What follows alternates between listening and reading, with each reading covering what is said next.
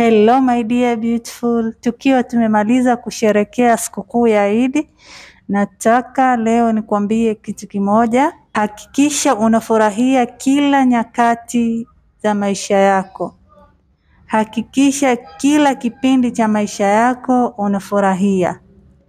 Kwa mfano, kama upo bichi, hakikisha unafurahia upepo wa bichi na moyo wako wote unauweka hapo na kujenga memory nzuri katika maisha yako.